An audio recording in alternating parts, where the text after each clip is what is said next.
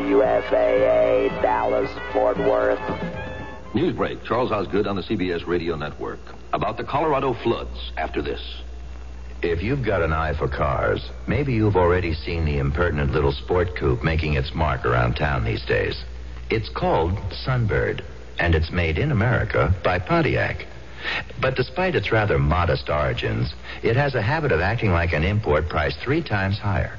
An understandable impertinence, we suppose, since Sunbird is about the size of a BMW, with a wheelbase only 1/10 of an inch longer than a Mercedes 450 SLs. And although it comes with a 4, it's available with a V6 that delivers the same torque or pulling power as a Maserati V6, while turning 1,000 fewer revolutions. You can order a Sunbird with a 5-speed manual or an automatic, and some models may still be available with a free transmission offer. But the question remains, how little does a Sunbird cost? We're beginning to think that's a matter best kept between you and your Pontiac dealer. What the higher-priced imports don't know won't hurt them. Saturday night, it became clear that a lot of water might be funneling through the Big Thompson Canyon, and officers tried to get the campers out of there. They're hard to move. They're hard to rouse. They got their charcoal going. They don't want to leave. You can talk to them. They want to know how deep the water is going to be. You don't have time to talk, so you go to the next group. And for that reason, the scared ones got out, the others stayed. Raymond Lee was driving from the National Park to Loveland. Coming down from Estes Park, and the road gave away from us, in front of us. We turned around, tried to get out. The road gave away that way. So we stranded right there, and our car's still sitting there. Many of the casualties were motorists. Some of them, I think, might have been sleeping in their cars, and they might have tried to get to higher ground, and they just didn't make it. The water was so swift that it just carried the cars and trucks and the house trailers and stuff right into the deep water. I hung on to the log first. It's slippery, and I was slipping off, and finally I saw like a spare tire, so I grabbed onto that rim and everything. It was inflated, and I hung on to that. And I really think that saved me. I really lost all sense of direction and everything. It was just like I was floating down through a forest. I couldn't even grab onto the trees. I was going so fast. Ed Swan had been on his way home. A quarter way home, it started raining and hailing. I just thought it was a bad storm. I had the radio on, and I didn't hear anything about flash floods. So I came the back way home. There's one bridge. I was going to cross. It was dry when I got there. Then I noticed a couple inches of water going over the top of it, and I figured, what the heck, the blazer will go right through it. So I just started over, and then about 4 foot of water hit the side. I guess I just must have been at the beginning of the waves coming down. And it pushed me right off the bridge. And, the truck was underwater, and I was underwater, and all of a sudden, I had to hold my breath, and I couldn't open the door or anything, so I just socked the window out and got out somehow. Joe Carter has a little house in the canyon. My daughter heard some screams, and me and neighbor Clifford Moore went out in the water and got the one girl out. And as we come back up here, we was talking to her, and she said there were 5 in the car. And in the meantime, we found another one in the middle of the river right here, and later the search and rescue got her out. And we went back looking for the others, and we found one body last night, and they found another body this morning, a girl, and one of the other girls is still missing, of the 5. Cecilia Grimes' cabin was underwater in no time. The only thing that saved us was our mantle in our fireplace, and we hung on to that, and the water was clear up to here, and we just hung on to that, put the dog up on the mantle, and there were two ladies, and we just hung on to that until somebody came and we walked to safety. Gary Watts knows that his little son has drowned. We were inside, and when it went, the whole cabin just completely, just like a tinker toy, just disintegrated. We were down under the water, and next thing I knew, I was in the water, but I was able to walk out. The wife and I and the little girl and baby were okay. What kind of condition is everybody in? Pretty good, really, except Debbie's got a rather bad cut on her arm that they're having to operate on. And how about your children? They're fine, except for Aaron. And now, this message. Foreign car drivers, has this ever happened to you? A muffler job. Look, we got a lot of important work here. But gee, Hugo, I bought my car here. Well, maybe I could squeeze you in on the 5th. Oh, great. Of January. January? Foreign car drivers, you don't have to take it anymore. Now Midas gives foreign cars the same kind of service we've been giving American cars for 20 years. So you're usually in and out in 30 minutes without an appointment. Because at Midas, we're foreign car specialists. We have to do a better job.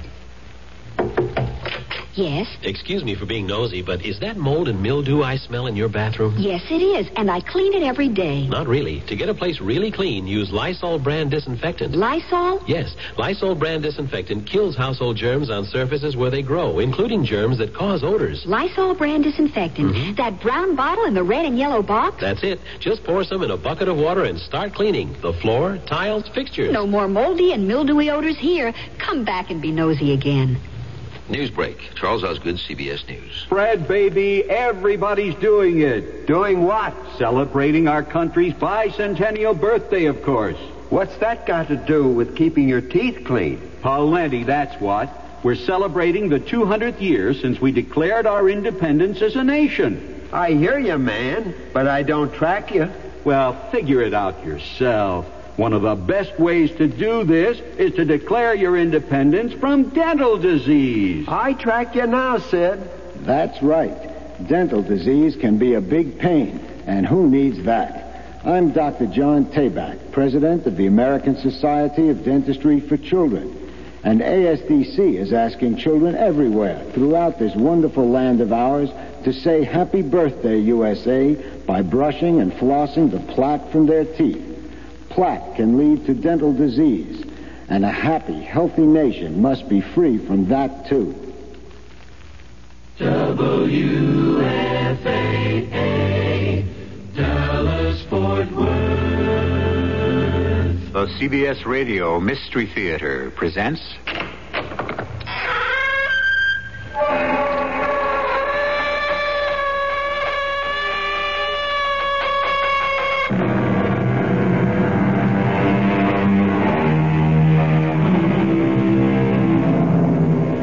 Come in. Welcome. I'm E.G. Marshall. Have you ever noticed, passing a man walking his dog in the street, how much they resemble each other? If you haven't, take a look next time. Somehow the leash becomes a sort of umbilical cord that establishes them as kin. I don't always find the same thing with women, perhaps because I don't always get as far as the other end of the leash. But men, it may be only my fancy. On the other hand, this fancy, in a way, is what this story is about. Hey, whiskey boy, what's the matter? Oh, you, Bishop. It's about time you got here, Bo. I came as fast as I could. Never quite as quick as you, old long nose, always sniffing in the wind. Chadsworth, what the devil's the matter with this flea-bitten hound? Smarter than humans, the dog often is, sir. I'm sorry to bring these tidings, but the squire is... No, dead. My God, wouldn't you know that whiskey would be the first to know? Or would he? Who was with him last, Chad? Mr. Bishop. By heaven, Bishop, you'd better hope two things. What, my loving brother? That father died naturally and that you're not his sole heir. And if I should be? We'll take that up, brother, when we get to it.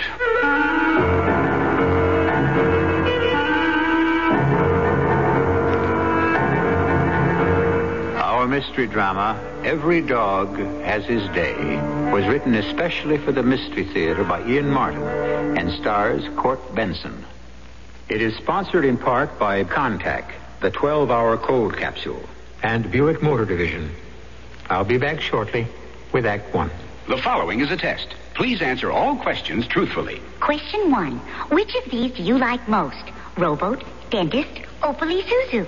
Question 2. If you and 3 friends wanted to take a nice trip, would you take turns carrying each other, take turns throwing each other, or buy an Opal Isuzu? Question 3. Given a choice, would you attend a lecture on good posture, hurt your foot, or buy an Opel Isuzu? If you answered Opel Isuzu to all three, see your Buick Opel dealer and take a test drive. Otherwise, see someone else. Of all times to get hemorrhoids, why? Pregnancy is a major cause. What helps? Well, since you're expecting, ask your doctor before using any medication. My sister used Preparation H. For many women, Preparation H relieves occasional pain and itch for hours. Sounds good. Preparation H does more. Actually helps shrink swelling of hemorrhoidal tissue caused by inflammation. Even better. Preparation H helps shrink swelling of hemorrhoidal tissues. Use only as directed. Hey, are you the country doctor? Yeah. Well, I'm the United States of America, and I need help. Okay. What do you want me to help you on? Well, I've got 200 years of growing pains and 200 million people. Where do you hurt the most? In my heart, because that's where those 200 million people live. Do you understand that? Yeah, because you're the United States of America. Then what's wrong with me, doctor?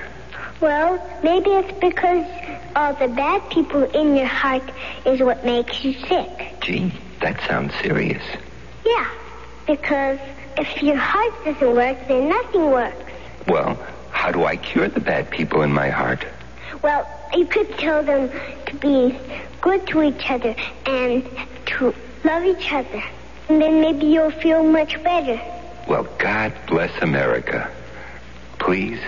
From the Franciscans, with love.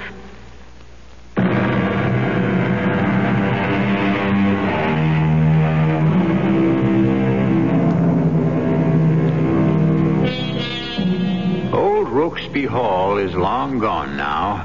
Even in the last century, or at least the latter half of it, the great Georgian mansion had fallen into ruin and decay. The broad latticed windows with their diamond-shaped panes broken, the cagework of the upper stories dirty and dilapidated, the somber, lifeless avenue that swept from the coach road under the giant elms to the hall itself, overgrown and choked with weeds.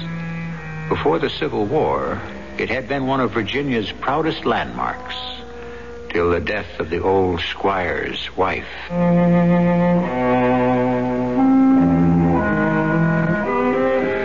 You might say I came with the foundations of old Rokesby Hall.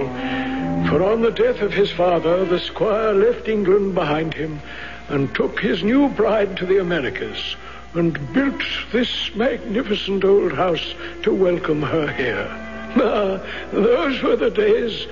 Never a one without the carriages passing by and the gentry leaving their cards. The balls, the hunting breakfasts, all the society of the New World I opened that front door for and welcomed in to meet and socialize with the squire and his lovely bride. But with her ladyship's death, it all changed. I remember the night she was buried as well as my own name. Chatsworth, my light has gone out. Pour yourself a brandy and join me. Oh, me, sir? Oh, God's wounds, man, you're closer to me than all my family. You have your sons? My sons, neither of whom could quite break off their own affairs to mourn their mother's death. Bishop, since his province is the field of business, bartering, buying, and selling. And Beauregard too busy with wine, women, and nothing but debts, which I am heartily sick of paying. Pour that brandy, damn it. At least I won't drink alone. Yes, very well, sir. Now that the gout has hobbled me, Demi, if I've a friend left. Saving yourself an old whiskey. Best dog I ever had. The only one left now that I've put by the horses, whiskey boy. By my eyes, Chatsworth, he has more love and thought for me than either of those ungrateful pups I left. As of you. Oh, here's looking at you. To your very good health, sir. I doubt if I have much of that left. Well, Squire Rokesby, what is it? On the sideboard, little white pill. Oh, you didn't tell me that Dr. Summers had prescribed for you. How many, sir? Just one, and get me some more brandy. No, Squire. You've had more than enough of that. Here's some water. Water? The man wants to kill me. Oh, the last thing I would do, sir. Oh, no. Only two in the world I can trust. You, Chadsworth, my old boy there. I didn't know that the master had been seeing a doctor, so I was relieved when the first of his sons, Mr. Bishop, the older one, turned up the next morning. I put the matter of calling the doctor in his hands, but the first person he called wasn't a doctor, but a lawyer. Our nearest neighbor, Mr. William Tremaine. Tremaine, don't try to push me over the edge yet. I'll hang on long enough to get a good long look at both those young jackanapes who can't wait to inherit Rokesby. Bishop is here already, Sam, and anxious to see you. Yes, I can imagine.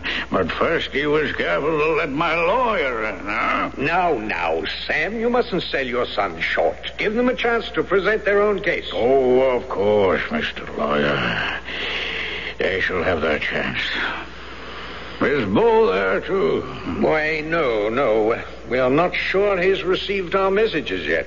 Not even the thought of being able to win your fair Antoinette was enough to coax that rascal back. I cannot answer for my daughter. I'm not sure which of your sons engages her deepest regard. Well, if Bishop is waiting, I suppose I should see him. Sam, may I speak as an old friend? Better speak as my lawyer. You insist on my making a will, right? Why? A matter of form. I don't take it ill that you have a deep interest in this, Tremaine. As long as we both can remember, it was supposed that your daughter would marry one or other of my sons. And you still feel that way? You know that the joining of our two families is the strongest way in this land of savages to ensure that the best of the breed... Spare me all that. What's important is which of my sons inherits how much and what, huh? That's what you'd like to have sewed up in a will. As your lawyer, I feel it's what you should have sewed up in a will. Well, I don't. Not till I take one good last measure of my sons. There isn't enough to leave for both. It has to be one or the other. The one who'll maintain Rokesby Hall as my wife loved it for as long as anyone can hope. Very well. Still, some sort of document. All right. Draw up your documents. And when I meet and judge my sons again... and I shall enter the name of both. Or the one who best deserves it.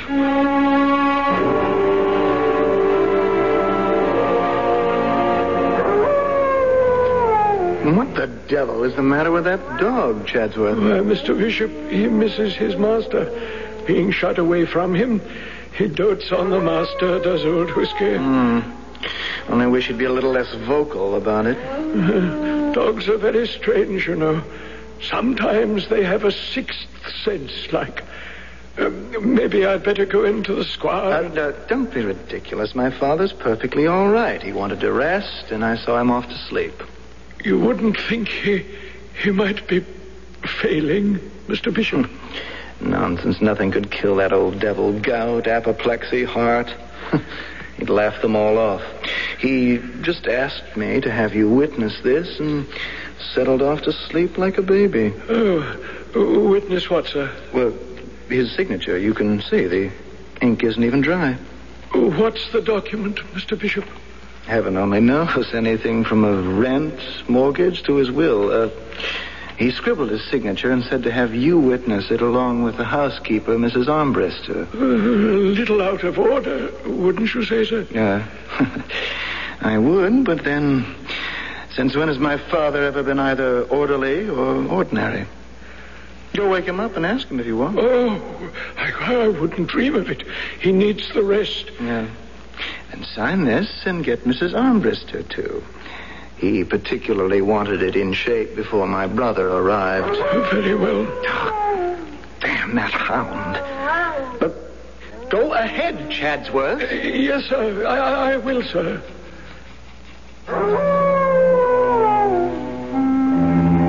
I suppose I might have questioned things more, but the thing is, when you have spent a life in service, you don't normally. And it was the master's signature, which I knew well enough. So I wrote my own name and got Mrs. Armbruster to add her scrawl, little thinking that by doing so, I was setting a match to the fuse for the terrible series of explosions to come.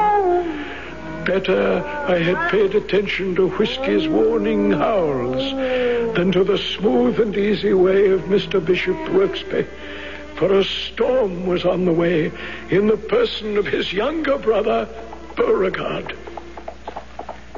Well, it's about time you got here, Beauregard. Well, the stagecoach was late, Mr. Tremaine.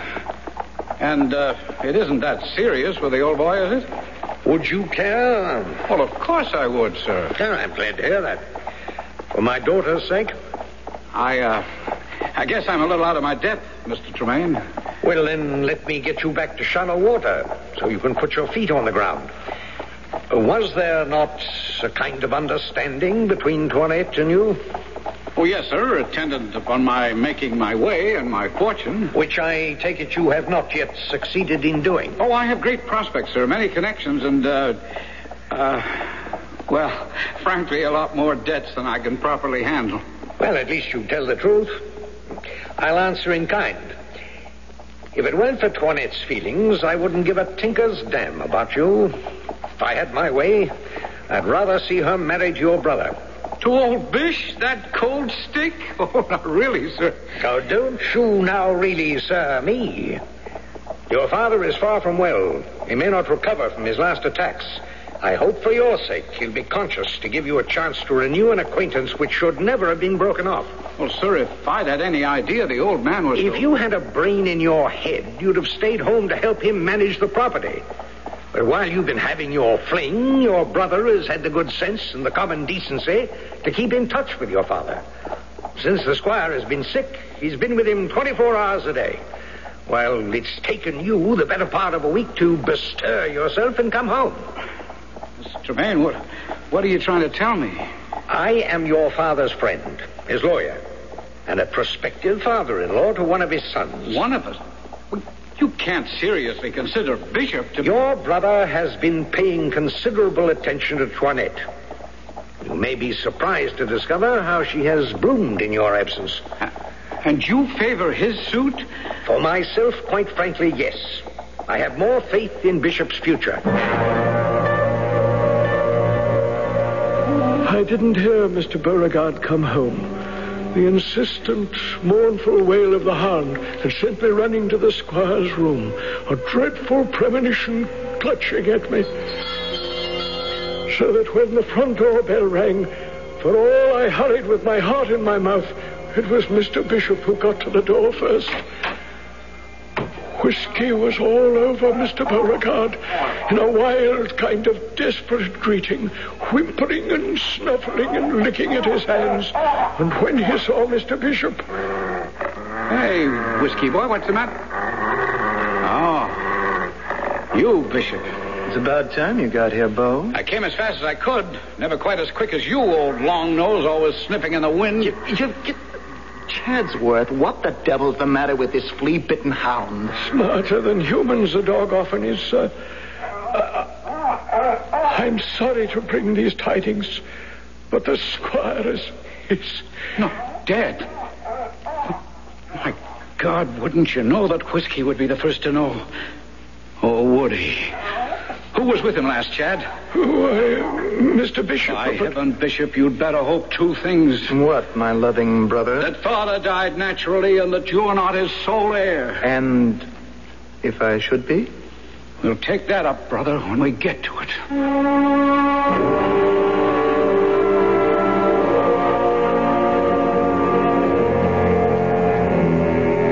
The two brothers face each other. The kind of raw hatred that can only be bred in family relationships, named and writhing between them. The dog is suddenly silent, his somber, brooding eyes measuring them both in turn. Now the brothers, Mr. Tremaine and Chadsby, go into the house, traversing the long hall and climbing the winding staircase to the squire's room. I will return with Act 2 in just a moment. I love a good mystery, don't you? And one of the best I've read is The Black Tower by P.D. James. This is no mild English country house mystery. Oh, no, my friend, not this book. The Black Tower is a mystery chiller of the first rank. Commander Adam Dalgleish of Scotland Yard arrives at a prim nursing home on the English coast, only to find it has become a labyrinth of inhuman terror, lurid poison pen letters, and murder. A saintly man of God slain by an act of satanic evil, and the secret lies hidden in the strange, isolated building known as the Black Tower. Excitement builds page by page until Adam Dalgleish comes to the terrifying dramatic climax. With him, you will discover that the murderer is... in the last few chapters of the book, of course. Read it. The Black Tower, available in paperback from Popular Library. This is Sam Levinson. Somewhere a teenage girl in a school for the retarded doesn't remember what her parents look like. And somewhere a great-grandmother in a nursing home doesn't even bother to celebrate her 85th birthday. Now, multiply these people by many millions and you've become aware of the problem. And the problem is loneliness. Let me tell you about a new public service program called Voiceogram. The heart of the program is an exchange of tape-recorded messages between the patients and their families and friends. Actor Cliff Robertson and Harold Russell, chairman of the President's Committee for the Handicapped, and myself are lending their support on a nationwide basis. But to make it work, we need sympathetic volunteers who will visit patients and talk to them while their words are taped for their loved ones to hear and respond. Just give a little bit of your time and a lot of caring, and just write to Voiceogram. Box 127, Coscob, Connecticut, 06807.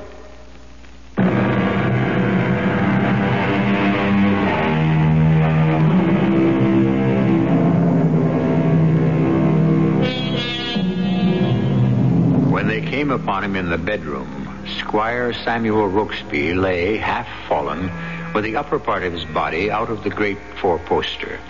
His face was suffused with the livid blood of apoplexy, his hands crooked as if in some great battle against the angel of death. And what was most startling of all, his blue eyes wide, stark, and staring with a kind of terrible accusation. And his death was not an end, but a beginning.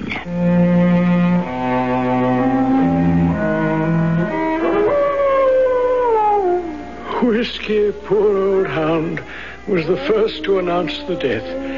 And outside of myself, as the next days passed, seemingly the only one to mourn the master's passing.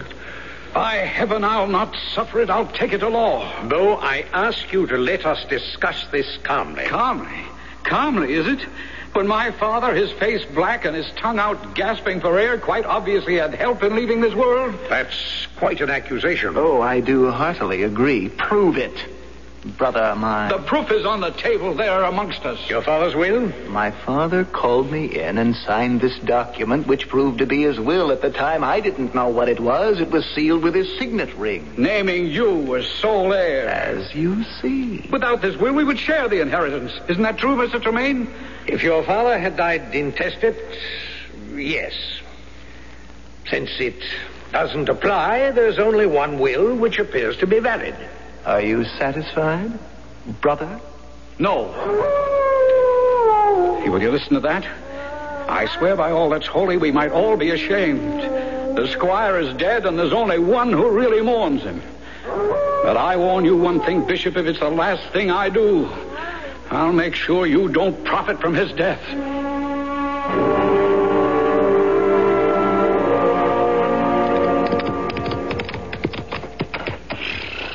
Bo? Yes, Toinette.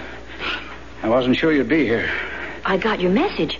It seems my brother's has been more urgent during the time I've been absent.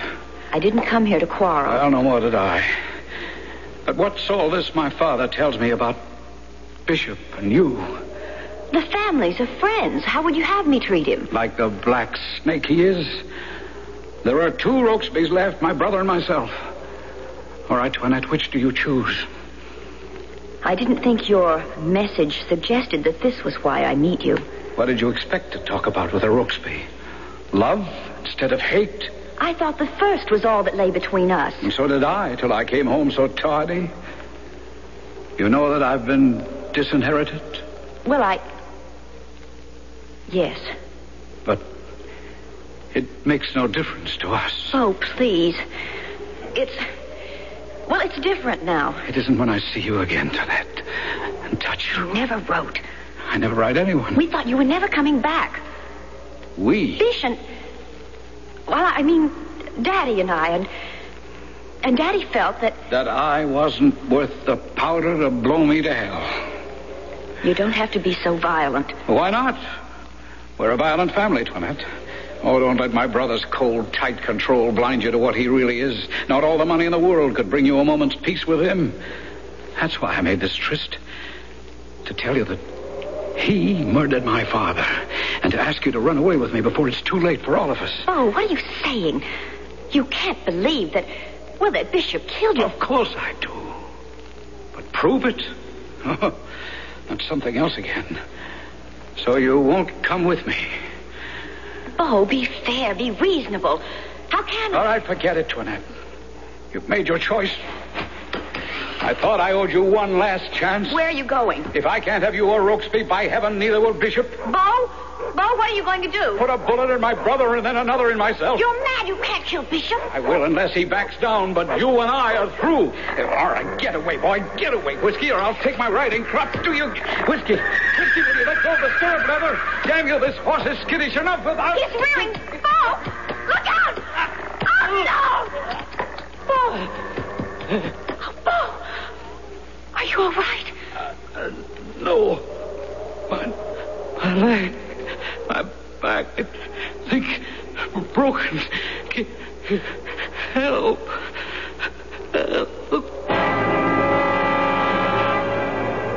He was in a bad way, the poor young master. His back was broken and his leg, and Lord only knows what damage to his innards from the horse stomping on him. For near a month he lay in a sort of half-world from all the morphine and laudanum for the pain, his wits wandering while his father was buried, and Master Bishop and Miss Antoinette announced their marriage. Mrs. Armbruster, the housekeeper, and I were his only nurses and only companions, save old Whiskey, who could not be kept out of the room, and an occasional visit from Squire Bishop. Well, how's the living corpse today, Chatsworth? Oh, about the same, sir. Although he does seem a little perkier. That's dubious news. Oh, good Lord. What's that mangy hound doing in here? We can't keep him out of here. Even with the doors and windows closed, he seems to be able to slip through some chink in the wall, so... Well, I don't know. But he's better here. He keeps him quiet like. Look at him. Look at him curl his lip at me. I don't like the dog any better than he does me. I ought to have you take him to the stables and shoot him. Oh, hush now, old boy. Oh, you wouldn't do that, would you, sir? He was your father's boon companion and friend. Get him out of here, Chadsworth. I'd like to have a word with my brother. Yes, very well, sir. Come on, Whiskey. Lad, come on, old boy. Don't make me drag you. Got to obey the new master, you know. Get him out. Yes, sir. I'm doing that. There we go. Come on, then. Come on. He doesn't like you, Bishop. He has good taste. So, you're back in the land of the living again, hmm? No, I'm not sure. Halfway. Someplace halfway back from where I've been. Hmm? Where have you been? Oh, the other side of the curtain, perhaps. I talked to Father. You what? That scares you a little, doesn't it, Bishop?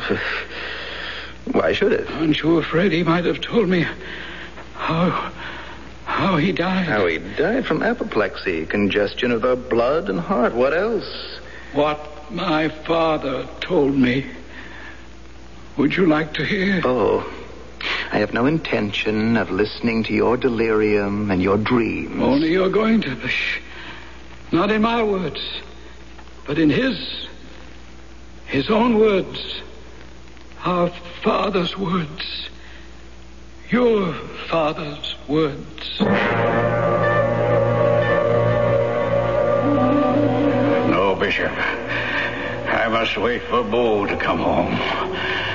I promised Molly before she died that I would never let Rooksby Hall pass out of our family while I had any control over it. I want to lie beside her in the garden and keep it ours as long as it is humanly possible. Oh, God be with it. Father, you could trust me to see that it stayed in family hands. The family fortune would prosper. I wonder, Bishop, we all worship different gods, and yours is money. If you should die intestate and the inheritance is split between us, the house would have to be sold. No! Yes, face it, Father. One of us must be in charge. Trust me, I'll take care of Bo. But the purse strings should be in my hand. Here, I have pen and ink. Sign the will. You seem very anxious to help me to the grave. I am anxious to see your affairs in order before you enter it. No, I don't trust you. My God. You hold back any longer and I will help you to the grave. And make certain that Bo joins you there very shortly. True colors at last, huh? Make no mistake. I mean what I say. And if I sign, you will keep the hall over and you will provide for Bo. See to it that the servants are home till they die. And my dog, man's best friend, they say, and at the last it has proved right. Whiskey. You will protect old Whiskey, too. I promise. I promise anything. Only sign. Very well. Give me the pen. You'll need witnesses, you know. Give me the paper. Not to what I am about to do. No, my time is not yet. Miss, no.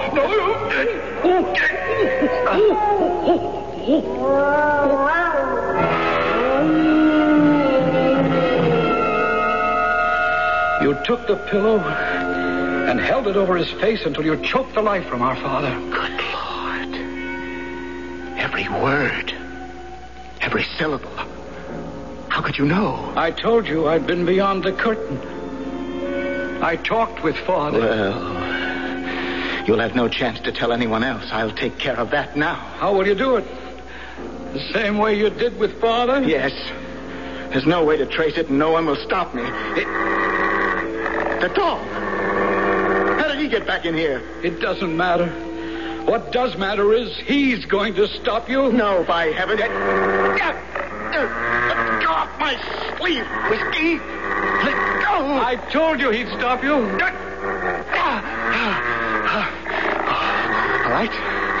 All right, only this time. Next time I'll have a gun. And I'll kill you both.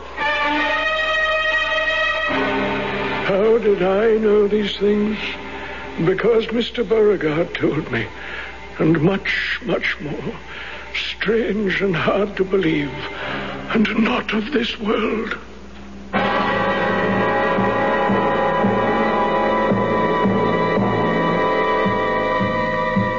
Curiouser and curiouser, as Alice said of Wonderland, are the turns and twists of this strange, brooding story of a house divided against itself. The disintegration of a family, a dead man, and a faithful dog. I'll return shortly with Act 3. Do you have a taste for things that are a little out of the ordinary? Look, Doris, it has a clock in its stomach and it glows in the dark. I think we should snap it up, Dick. Do you like things that are fun but are also functional? Look, Dick, this is fun. But is it functional, Doris? Do you want to be the talk of the town? Oh, Dick and Doris, we were just talking about you. Then the Opel Isuzu is your kind of car. It's not ordinary, it's fun but functional, and people will talk about it. Did you hear what Dick and Doris bought? The Opel Isuzu, a dandy new small car, at your Buick Opel dealers. I've got bronchial asthma. I've also got a newspaper to get out. That's why I take Broncaid tablets. They help keep my occasional asthma attacks away for hours. I tried Primatine tablets and they worked. But then I heard about Broncaid. Broncaid has an extra ingredient to help you get rid of congestion. Primatine doesn't have that. Broncaid works for hours, so I can work for hours. Broncaid tablets do more to let you breathe easier. Use only as directed. Miss Armstrong? Yes? May I ask you a few questions? Well, I am rather rushed. It'll only take a minute. Oh, all right. Thank you. Miss Armstrong, I hear you're going into seclusion for the most important production of your life.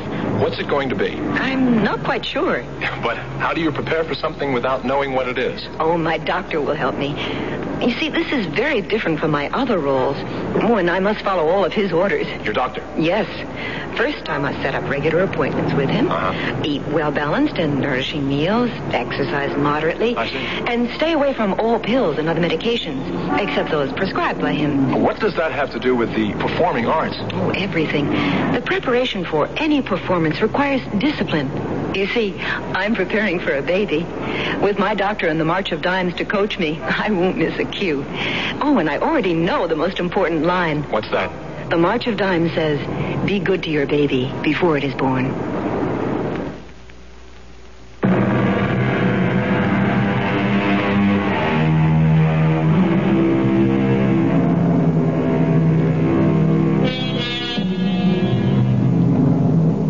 Down through the years, King Lear's agonizing cry has echoed to haunt every parent's heart.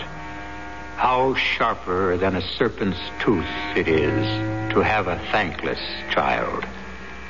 Certainly, no one could have more cause for lament than the late Squire Rokesby, one of whose sons has already hastened him to the grave, while the other, seeking his own selfish revenge, is about the task of raising him from it. We return to learn why, as Chadsworth, the old butler, hurries agitatedly into the room where Beauregard Rokesby lies helpless on the bed.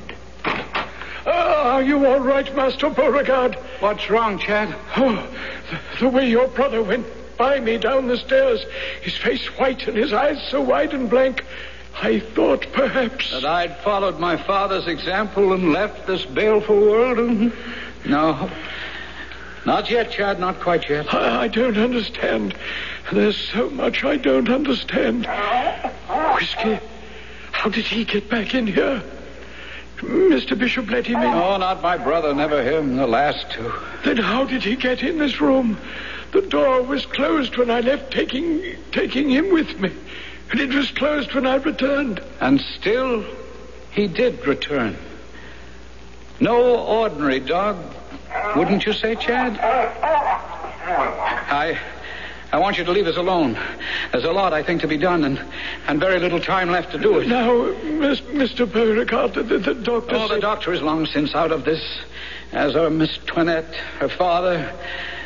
But not quite yet, my brother and myself and my father.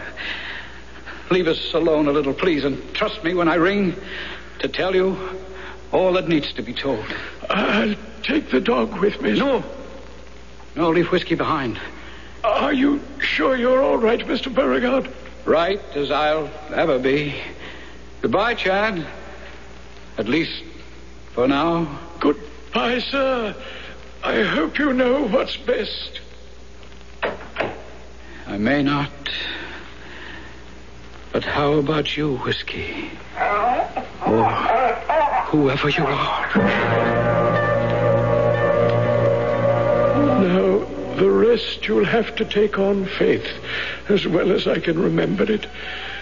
Some was what I saw, and most what I was told. But here's about how it went. What is it, Whiskey Boy? Huh? What? You want me to go with you somewhere? You know I can't do that. I can't walk. What? All right. If you insist, I'll try. Meanwhile, I was downstairs trying to cope with Mr. Bishop and Mr. and Miss Tremaine, who'd come to call. Chadsworth! Chadsworth! Yes, Mr. Bishop. Where is the brandy? Curse it, we're out of brandy. Get some more. Haven't I told you to keep this bar stocked? Begging your pardon, sir, but there's a bottle right here below. Well, give it to me. No, you old fool. I'll open it myself. And get me my shotgun. Your shotgun, sir? I am going to take that mean speckled hound with his long, lugubrious face out to the barn and shoot him. Whiskey? With a shotgun? He's so treacherous, I don't want to take a chance on missing. And don't worry. I have a handgun to finish him off. But, Mr. Bishop, your father's dog, kid. When I get through with him, he'll be nobody's dog. And see who that is. Yes, sir. I can see by the ring it's Mr. Tremaine and his daughter. Oh, get rid of them. I don't want to see them now. And don't worry. I'll handle the guns myself.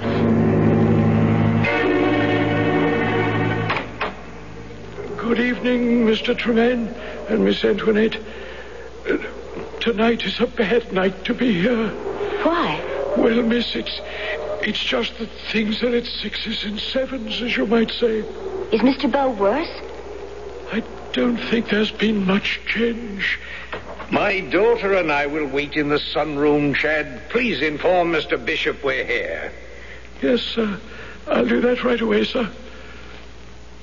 I don't believe we should have come tonight, Papa. I don't believe that for one moment we should lose touch with the Rokesby family until you're one of them, Antoinette. Daddy, really, must you be so open about it all? Honey, when you're as stretched over a barrel as I am, a person has no shame.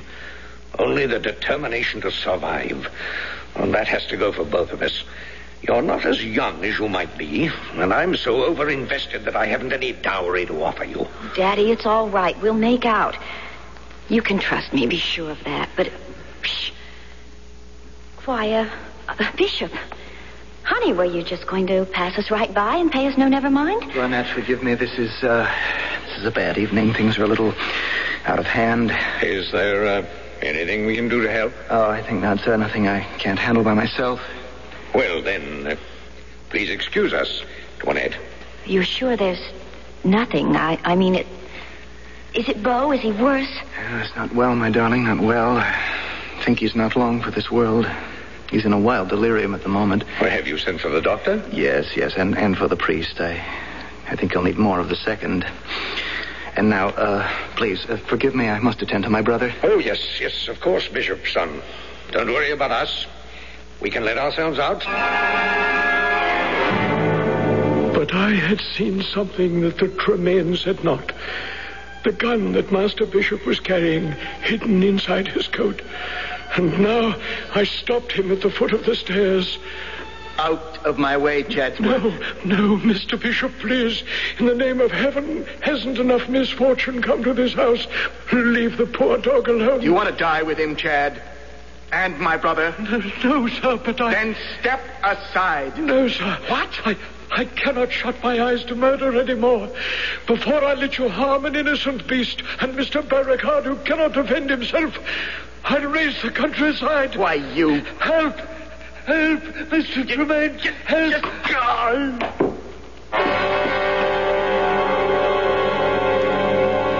I lay unconscious till the shot awoke me. And yet, somehow, I seemed to step out of myself, to be a witness of all the things which could not have happened, and yet did. I could see Mr. Bishop stop at the bottom of the stairs, staring in incredulous disbelief as Mr. Bow, Whiskey, tugging at his nightshirt and leading him, a man paralyzed and unable even to stand, across the upper landing and through the door into the squire's room. And then, somehow, as if picked up by the wind, I was behind Mr. Bishop as he raced up the stairs, taking out the gun. I was watching the drama in the squire's old bedroom.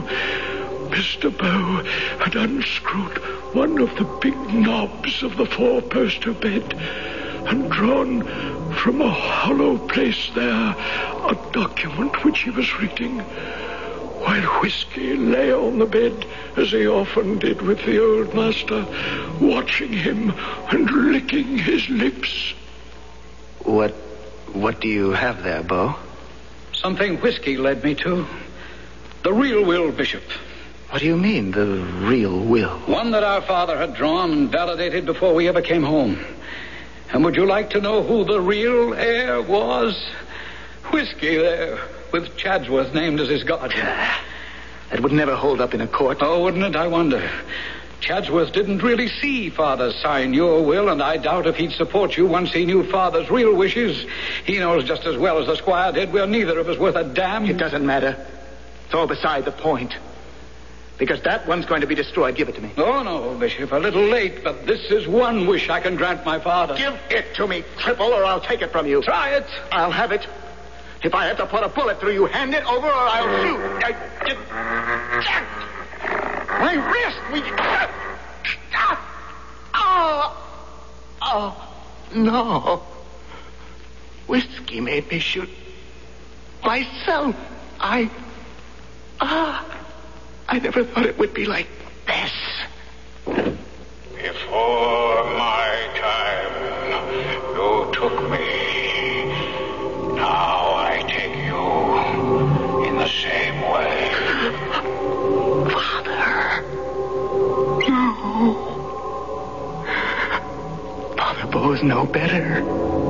He'd have sold the house from under you just as soon as I would. Why didn't you take him too? Tell him, Bo. He didn't have to. You see, I'm already dead.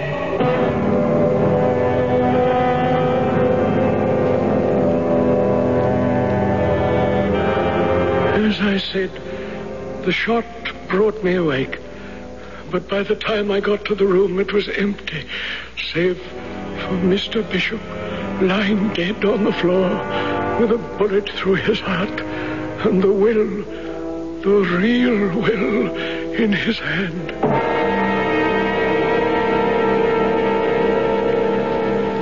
Shocking thing, really, shocking. Bishop, you think actually committed suicide because he murdered his father? That's the way it would appear, sir. Well, and there's absolutely no question about this will being valid. You'll be a rich man, Chadsworth.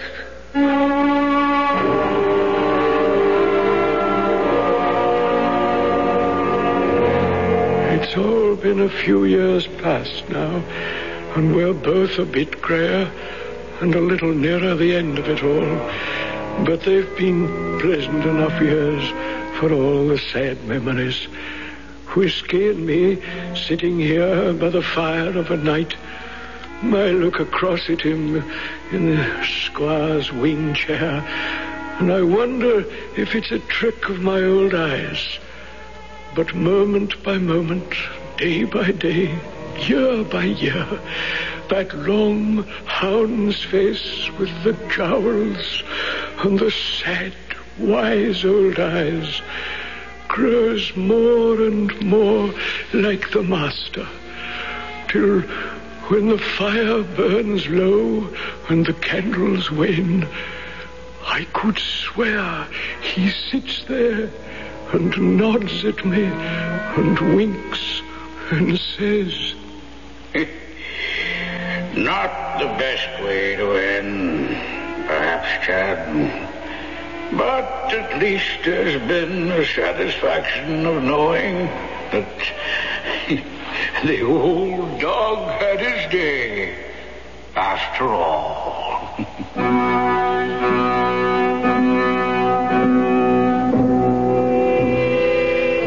If a man and his dog live together long enough, and you believe my fantasy that I stated in the beginning, do you suppose a man and his dog could change ends of the leash and no one would notice the difference?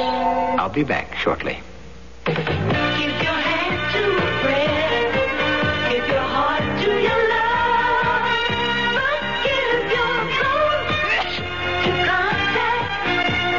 Here in my hand is a little capsule. It's tiny, yet it contains enough cold medicine to help relieve cold symptoms caused by every known virus. Every known virus. It's Contact. The same 12-hour Contact you can buy. This year, Contact with its tiny time pills will touch more lives, help more colds than any other cold medicine, tablet or liquid. Think about that next time you're sick, sneezing, dripping, or clogged up. Then let us help you with real medicine, like Contact. We're number one in the whole world, for good reason. Give your hand to a friend. Give your heart to your love. But give your heart to Contact. It works all day, all night. Take home years direct. Tired of deodorant sprays that seem to miss their mark? Want something powerful you can put on in the dark? Shift to the English leather stick. The stick shift is on. English leather's got the stick that'll always protect you. With the English leather scent, they'll never forget you. Oh, shift to the English leather stick. The stick shift is on. There are 3 good reasons to shift from an expensive deodorant spray to English leather deodorant stick. 1, English leather goes right where you want it, so there's no waste. 2, it's concentrated to give powerful protection. But the best reason of all is right under your nose. The famous fresh, clean scent of English leather. English leather's got the stick that'll always protect you. With the English leather scent, they'll never forget you. Ah, shift to the English leather stick. The stick shift is on. Look for the English leather deodorant stick at your favorite toiletries counter.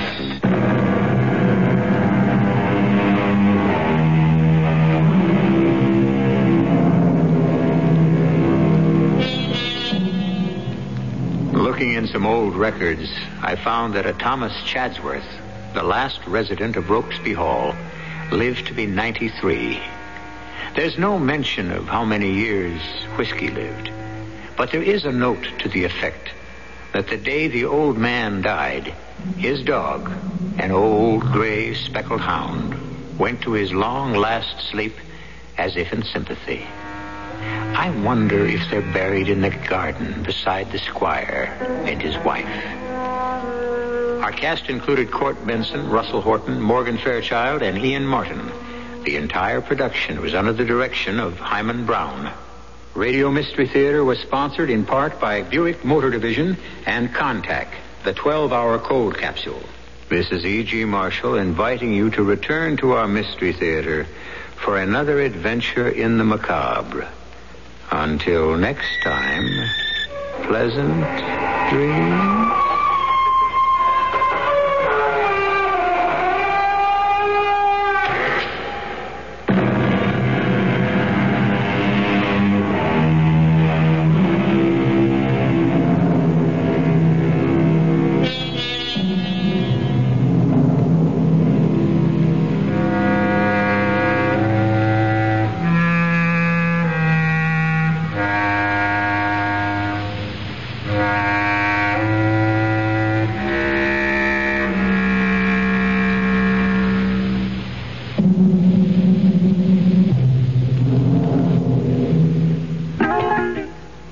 Good job these days is hard to find. But if you're a high school senior, you can reserve that good job right now. One that gives you almost $350 a month in spending money to start, takes care of all your basic expenses, and teaches you a valuable technical skill. In addition, you'll be helping to save lives and preserve natural resources. It's a job in the Coast Guard, and it's yours now if you reserve it under the Delayed Enlistment Program for high school seniors. Sign up today and wait up to 12 months wants to begin active duty. You'll know that a good job is waiting for you, and you're actually accumulating seniority that counts toward your pay and promotion, even while still in school. For all the facts, see your Coast Guard recruiter or call this number toll-free, 800-424-8883. That's 800-424-8883. Don't be left on the beach. Reserve a good job now with the U.S. Coast Guard. Hi, this is Corey Wells of Three Dog Night. Music is my business, but fighting pollution is everybody's business. So listen to Woodsy Owl. Spread the word. Never be a dirty bird. So, help Woodsy spread the word. Come on, never be a dirty bird. In the city or in the woods, help keep America looking good. A public service message on behalf of the U.S. Forest Service and this station. WFAA, Dallas Fort Worth. CBS News. Helicopters will fly over Colorado's Big Thompson Valley again on Tuesday, but their primary mission this time will be to look for unrecovered bodies. I'm Mike Stanley reporting on the CBS Radio Network.